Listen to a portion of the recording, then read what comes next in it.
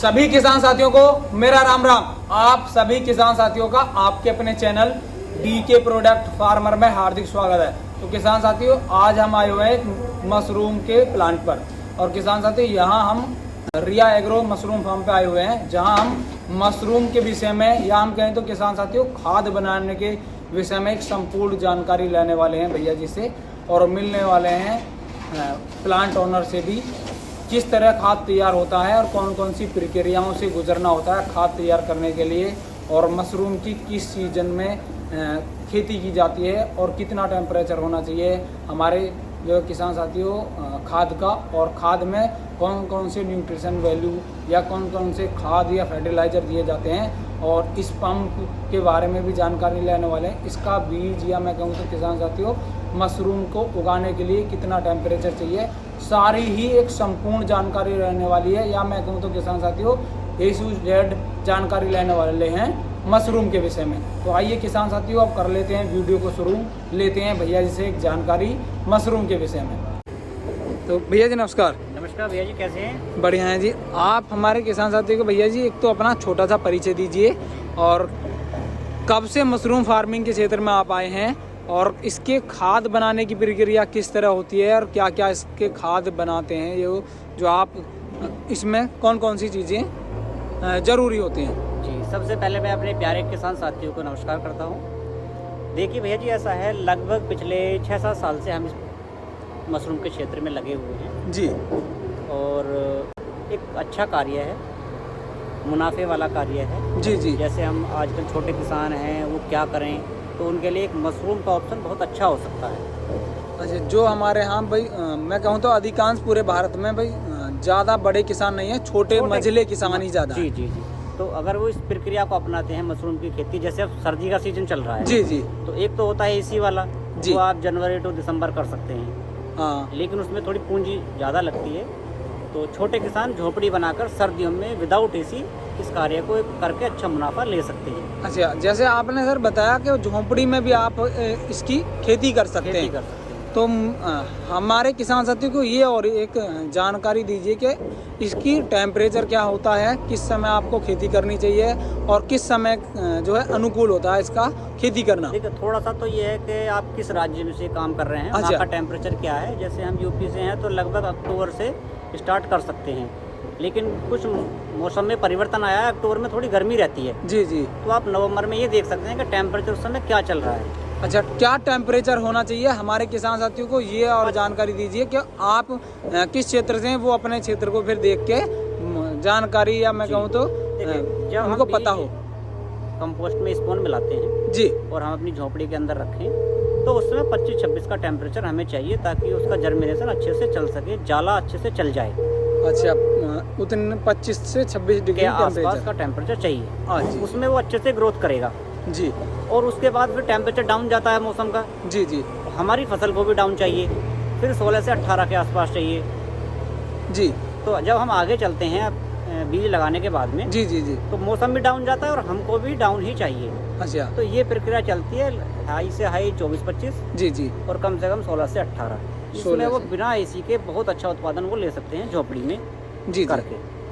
और हमारे किसान साथी को भैया जी ये और जानकारी दीजिए कि इसका जब आप तैयार करते हैं भूसे से मिलाकर, या जो हम कहें तो इसका खाद जब तैयार करते हैं, इस खाद को तैयार किस तरह करते हैं, कौन कौन से इसमें खाद तैयार करने के लिए क्या क्या चीज़ें डालते हैं, और कितनी मात्रा में या कितनी रेशियो पे डालते हैं। देखिए, 2 तरीके होते हैं। एक तो मैनुअली होता है, जो थोड़ा लंबा प्रक्रिया चलती है। एक होता है टनल बनकर से, जैसे आप यहाँ पे देख रहे हैं। हाँ, ये जो अभी वीडियो आप में किसान साथी देख पा रहे हैं, ये टनल विधि है, हम कहें तो टनल से खाद तैयार किया जा रहा है। और इसमें मैन पावर किसान साथियों कम लगती है, बहुत कम लगती है, या मैं कहूँ तो अगर हाथ से करवाएंगे तो ज़्यादा लगती है जी। पर इस तरह मशीनरी का आप अगर इस्तेमाल करते हैं जी, तो कॉस्ट भी, मैं कहूँ तो कॉस्ट कटिंग भी है ये, जी। और समय की भी बचत होती है, और एक अच्छा बेहतर क्वालिटी तैयार होती है। जी। देखिए, ऐसा होता है, अब इसमें बनाने की विधि ये है कि आपके पास सूखा पदार्थ होना चाहिए।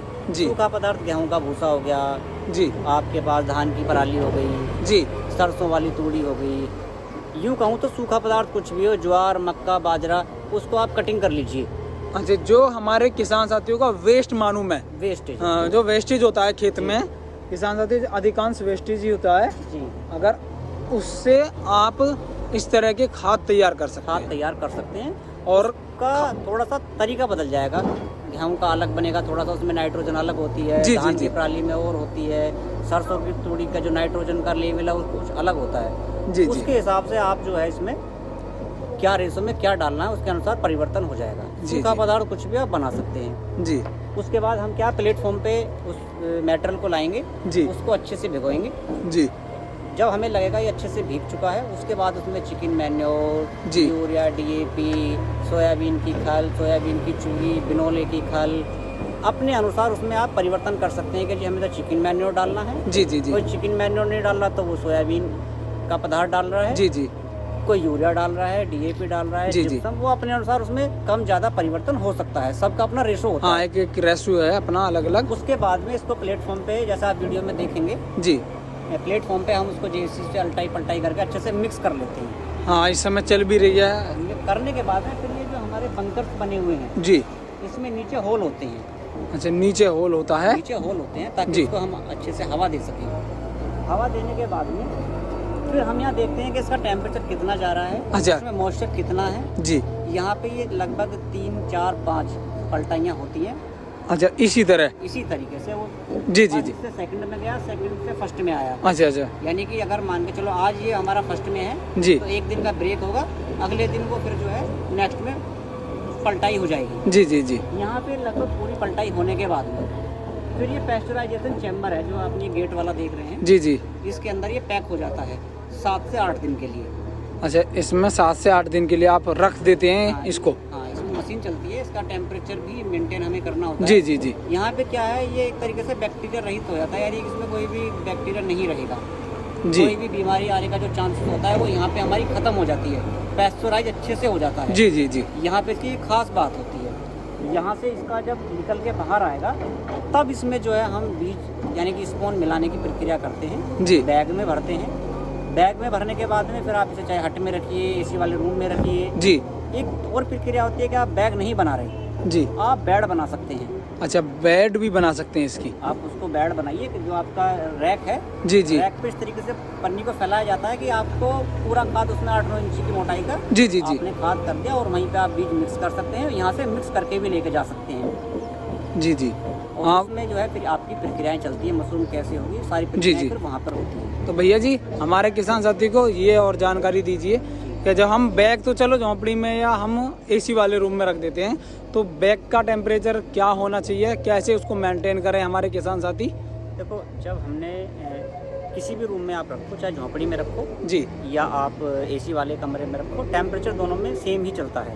सेम का मतलब ये है कि जब आपने रूम में रख दिए 24-25 के आसपास हमें जो है टेम्परेचर बनाए रखना है ताकि हमारा माइसीलियम अच्छे से रन करे। जी, अगर टेम्परेचर हाई जाता है तो बीमारी आने की संभावना और बहुत सारी समस्याएं हमें पैदा हो सकती हैं। जी, जब हमारा माइसीलियम चल जाएगा लगभग 10 से 15 दिन के आसपास, फिर एक केसिंग होती है, केसिंग हम उसमें करते हैं कोकोपीट की, जी, और उसकी मोटाई लगभग 1.5 इंची करते हैं। अब इस 1.5 इंची पर हमारा जो माइसीलियम था वो जी। ऊपर आ जाएगा। ऊपर आने के बाद में कुछ लोग रफलिंग कर देते हैं, कुछ लोग नहीं भी करते हैं। जी, और इस जो केसिंग है जी, उसमें यहाँ से पानी लगाने की प्रक्रिया होती है। अच्छा, जिसे हम मतलब एक मॉइस्चर देने की आवश्यकता होती है। हाँ, और उसके बाद में जब एक समय आएगा कि हमें जो है फिर फ्रेश एयर जो उसमें CO2 ज़्यादा लेवल हो जाता है उसको बाहर निकालते हैं। जी, जी, और अब यहाँ पे क्योंकि अब फ्रूटिंग का टाइम है तो अब यहाँ हम उसको टेम्परेचर को डाउन करेंगे, जी। 16 से 18 लेके आ जाएंगे और हमारी जो माइसीलियम चल रहा था वो हमारा पिनिंग में तब्दील हो जाता है और वो पिन जो है हमारी मशरूम बन जाती है और यहाँ से हमारी कटिंग चालू हो जाती है। जी, झोंपड़ी वाली जो होती है वो नवंबर से मार्च के पहला हफ्ता या यूँ कहें जब तक सर्दियाँ ख़त्म होंगी जी, तब तक हमारी मशरूम चलती है। एसी वाले कमरे में लगभग 2-2.5 महीने चलती है। जी, ये जी। इसकी प्रक्रिया है। टेम्परेचर और मॉइस्चर का ही सारा खेल होता है। अगर हमने इसको अच्छे से मेंटेन किया तो कोई भी बीमारी, कोई भी समस्या नहीं आती है। जी, जी, तो मोस्टली इसमें मॉइस्चर और जी। टेम्परेचर का। और ये अगर सावधानियों किसान भाई बरतते हैं जी, तो जी। एक अच्छा मुनाफा उनको मिल सकता है और छोटे किसान भाइयों के लिए एक अच्छी फसल होती है। हाँ, कोई जो छोटे किसान हैं जी, उनके लिए एक अच्छी फसल है। जी, और तो अगर आप पैसे की इनकम जी, अच्छी जी, जी। है और आप एसी वाले कमरे लगाइए, 1 या 2 जो भी आपकी क्षमता है, जी। तो आप पूरे 12 महीने इसकी खेती कर सकते हैं। और अगर कोई देश भर में भाई मशरूम की खेती करना चाहता है वो भी एसी शेड से कर सकता है। और यदि हमारे किसान साथियों को हेल्प की ज़रूरत है या आवश्यकता है, या मैं कहूँ तो भाई खाद भी वो बना नहीं सकते, उनके पास चलो इस तरह की मशीनरी नहीं है और एसी प्लांट कोई लगाने की इच्छुक है और उसको जानकारी लेनी है आपसे, तो आपसे संपर्क कैसे करें?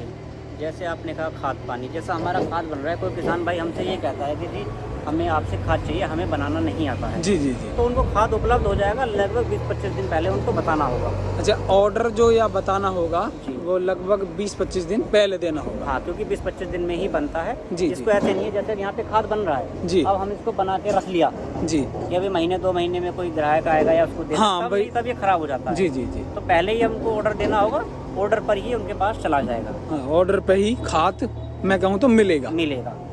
और जैसा आपने कहा जी रूम देखिए, आप चाहे नया बनाएं या सेकंड हैंड बनाएं, उत्पादन दोनों में बराबर आना है। अब सेकंड हैंड में क्या है, कम लागत में तैयार हो जाएगा। अच्छा, सेकंड हैंड अगर कोई बनवाएगा मैं कहूँ तो कम लागत में तैयार हो जाएगा और पैदावार या उत्पादन के बारे में बात करें तो बराबर आएगी। देखो, क्योंकि आपने एक नया लगाया, एक भाई ने सेकंड हैंड लगाया, उत्पादन दोनों में बराबर आ रहा है। नए में ज़्यादा खर्चा हुआ, सेकंड में कम खर्चा हुआ, तो कम खर्चे से अगर हम शुरुआत करें तो ज़्यादा बेटर है। कॉस्ट कटिंग भी हो गई एक, और किसान की सेविंग भी है।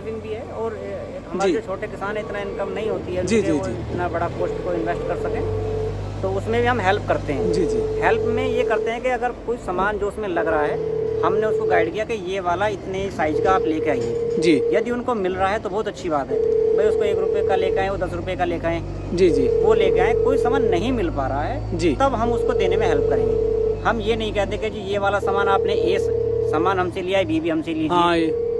उनको जो भी सामान हमने बताया वो उनको मिल रहा है, वो लेके आए। जी जी जी। कारीगर जो बनाने वाले होते हैं हम भेज देंगे उनको जी, और वो उसमें अपना काम चालू कर सकते हैं। किसान साथियों काम चालू कर सकते हैं, और कारीगर की आवश्यकता या कहें तो मैं अगर पूरा प्लांट भी बनवाना चाहते हैं तो भैया जी बनवा देते हैं। उसके लिए भैया जी से आपको संपर्क करना होगा, और स्क्रीन पे भैया जी का एक नंबर मेंशन होगा या चलता रहेगा, भैया जी से फिर आप संपर्क कर सकते हैं और मशरूम की खेती के विषय में जानकारी ले सकते। तो किसान साथियों, भैया जी के द्वारा दी गई जानकारी और हमारे द्वारा की गई कोशिश यदि आपको पसंद आती है तो वीडियो को लाइक करें, चैनल को अवश्य सब्सक्राइब करें। मेरा सभी किसान साथियों को राम राम, जय हिंद, जय भारत।